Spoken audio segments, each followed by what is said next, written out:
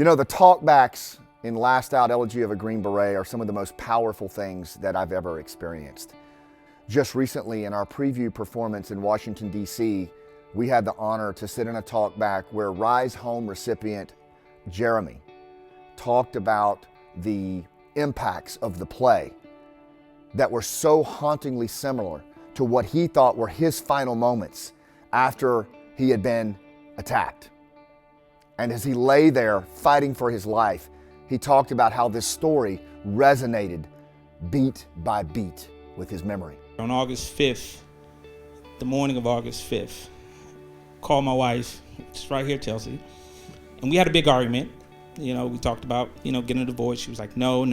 And in that moment, in that scene where, you had an argument and you kind of walked away and you was like, man, I shouldn't have did that.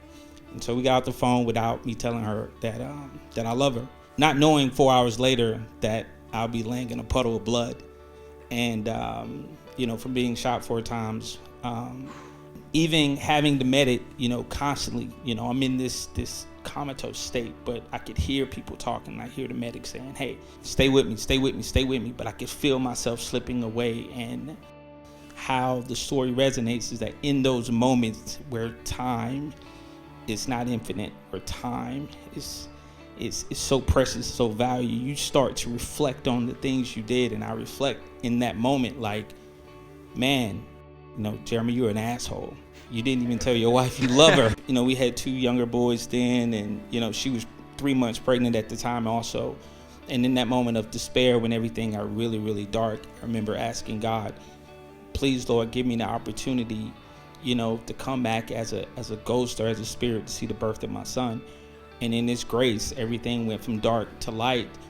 And then I was laying there and I kind of came to, and I'm, looking, and I don't see anybody. And I'm like, well, either heaven or hell looks a lot like Afghanistan. Either way, I'm screwed.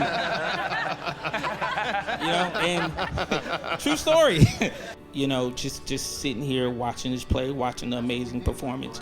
It brought back, a lot of memories, not the unwanted memories, but more so the wanted appreciation of being here alive and, to be here to fellowship with you guys and see such an amazing place. So thank you guys for that. Then to hear Chelsea's perspective as a military spouse and what she went through on that day and what she had to do to keep things moving, to keep things on an even keel, even though her husband was fighting for his life. She still had to make things happen on the home front because that was what needed to be done. My name is Chelsea. I do want to say that I appreciate your performance, ma'am, because it took me back. And I'm sorry. It took me back when I got the phone call. Having the crying moment, but then in a split second I have to take it all away because I have kids I have to care for. So I have to suck it up and just keep the day going, at least to have it as normal as possible for them. We'll be right there. Sure.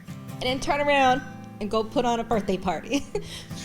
So while he's still going through what he's going through, I just appreciate the performance and including those moments because it is very realistic.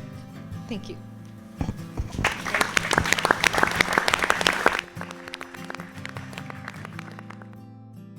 A Green Beret that we are so committed to telling because they're the stories that you live. They're the stories that your neighbor lived.